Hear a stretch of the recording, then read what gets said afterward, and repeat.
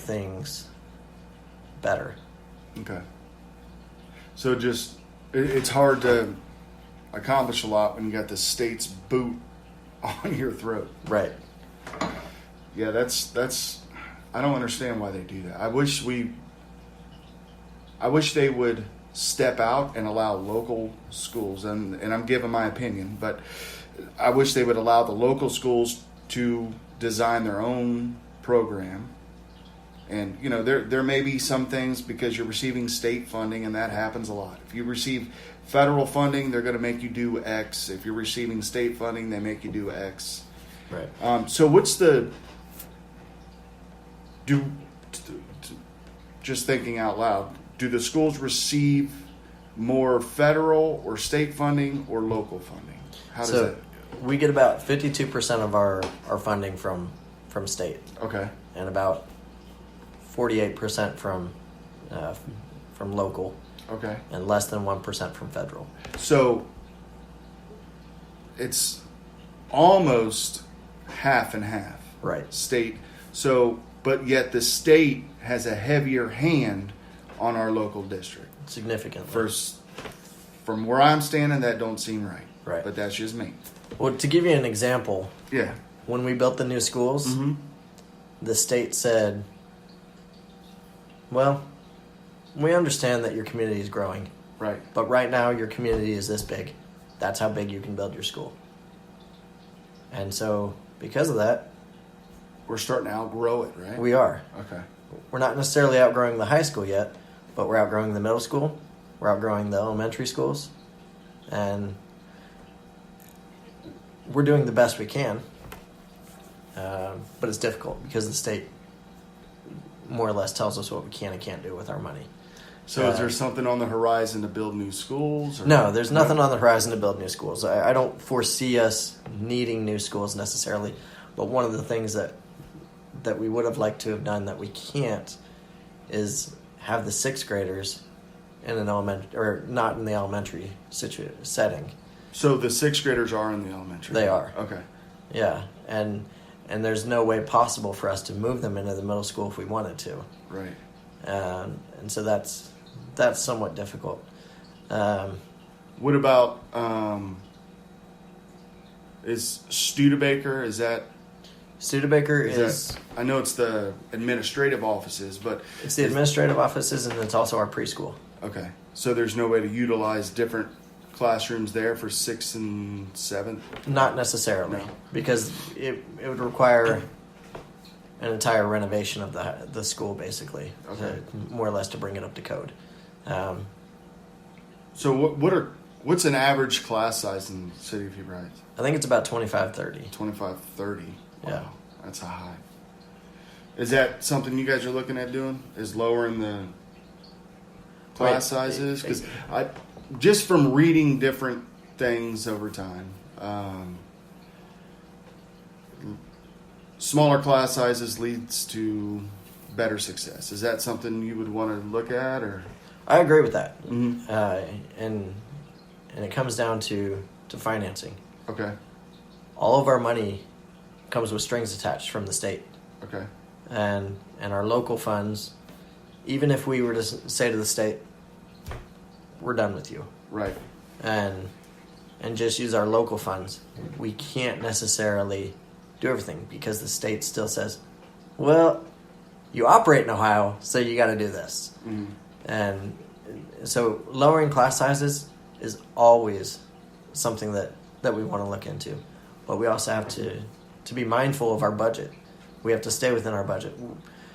The school is financially solvent. We are fiscally responsible. We make sure that our budget is always balanced, and we even have a rainy day fund. And we don't want to eliminate that because so the state sets up their funding model, and we have not had new money come into the district since 2005.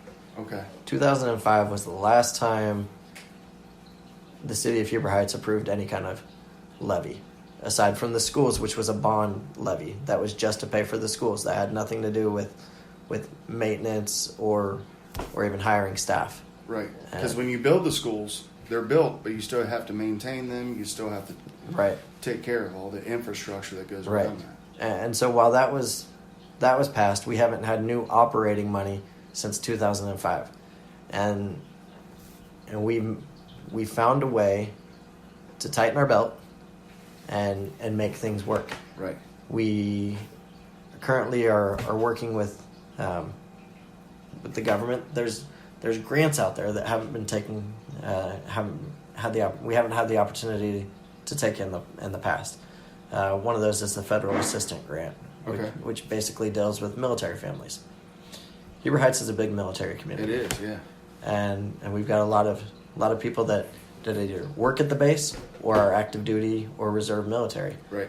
And the government gives money for that, and so that's a way that we're trying to qualify. We've also taken debt and consolidated it so that we can get better interest rates and things. The schools have, especially the treasurer's office, has in the past several years saved millions of dollars for taxpayers that would have otherwise been charged in interest. Yeah, something I looked at when I was preparing for our discussion is that on the website it says May 29th, 2019, Moody's Investor Services has upgraded Heber Heights City Schools debt credit rating from A1 to AA3. The rating moves the district up in a tier to having a very strong capacity to meet its financial commitments, says Moody's.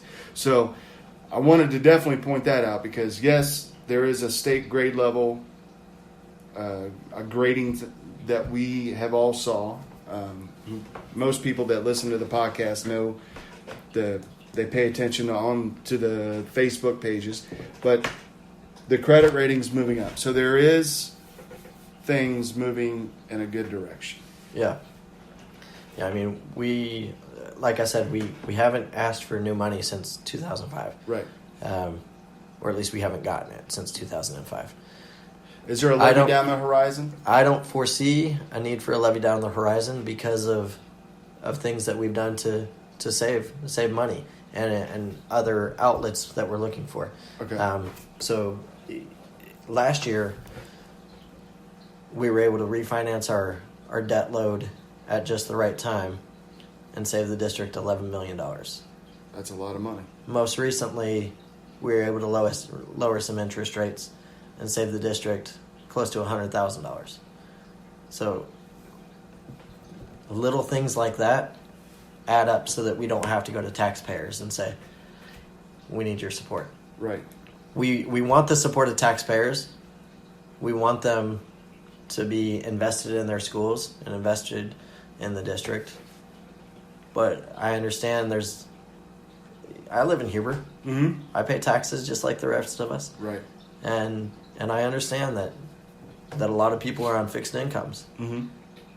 And that going to the community and asking for money is definitely not a top priority I have. Okay. There's other ways to finance what we have. And we're going to continue to seek those out and save money where we can. So right now, things are looking good. Correct. All right. Financially. So we talked about why you were running. Now, do you see anyone? There's four candidates, only 2 slots. Do you see the other 3 candidates as your opponents? I don't see them as my opponents per se. Okay. I see them as somebody that's trying to do good for the community, somebody that wants to give back, somebody that wants to serve. Right. And regardless what happens this election, I'll stand behind my school board. Okay. And if I'm on the school board, great. If I'm not on the school board, I'm not going to pull my kids from the district. Right. I'm going to keep them here, and I'm going to support and give respect. So I did tell you about Miss Gunnell's on the website. Still, Mr. Basora is on the website. is he? Because Yeah. I looked yesterday and I saw her. I don't know. I could be wrong. I was looking at it last night. Yeah, the last time I was there, which was yesterday, Right. he was. So on are you there. at the schools a lot? You go up there a lot? I do. I try to make it to all the schools at least once or twice a year, and I make myself familiar with each of the principals, and I go into the classrooms, and Okay. and I'll just sit in the back and just watch for a little while, and our teachers are fantastic, our para staff, our paraprofessionals. Parastaff. So for folks that don't, what parastaff? So that's basically the support staff. Okay. Volunteers and Not necessarily volunteers. so like intervention computer specialists. and Yes. computer class. Okay. Yeah. Okay. So those will go in and I'll see them, and they're fantastic. And I try to make myself familiar with a lot of teachers. The other day I got an email from a teacher that asked me for help moving something. And she wrote me back, and she said, "I'm sorry, I didn't mean to email that to you." I showed up at the time and date she said, and I helped her move. That's good. Are there other school board members that are on now that do things like that? They go up every day and I imagine there's other people that go to different buildings.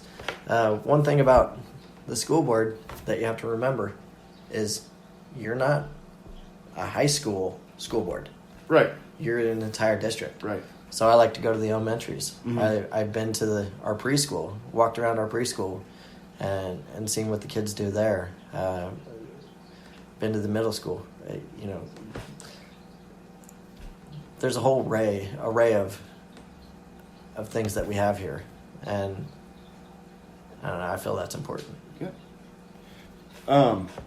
Let's see here. So, how did we talk about? I'm trying to think. Did we talk about how the superintendent was selected? The new superintendent, his name is Mario Basara. Basoro. Basoro. Yeah. I hope I said that so. right. It's like bus or a Okay. Basora. Okay. So, how was he selected? So Mario Basora was selected from a list of candidates, and the field was quite extensive. Heber Heights is a sought after district. Okay. And we had many qualified candidates come before us and say, hey, I want this position. And the selection process, with the help of a consulting firm, helped us to narrow down those candidates to, okay, these 12 are who we like the best, and these ones we like okay, and so from that we looked at their resumes and kind of their cover letters, and from there we narrowed it down to 6 candidates. From those 6 candidates, we called them in and offered them all an interview, along with a community forum where they were able to sit and talk with community members before they came in and talked to us. And well, that's good. I didn't know about that, but that's the city had just, when we talked earlier about the transparency and the differences that I saw, and that other people meant. That's a lot. The city just started doing that when they appointed a council member. They brought them in to talk to them in the public, so the public got to know them. So I like that. That's good. yeah, and so from there we interviewed the 6 people that we'd chosen, Mm-hmm. and from there we narrowed it down to 3, and from there it was, the school board we discussed, and we kind of figured out where do we want to go with our district, and we decided we needed some changes to happen, and we needed a little bit of progress, and so selecting Mr. Basora was fairly easy, in that he brought a lot of good with him. He's not afraid to push back against the state necessarily. Okay. And for me that was a big thing. I needed somebody that I could say, hey, we don't want this to happen, and he'll go back to the state and fight that, and that's what he does. but he also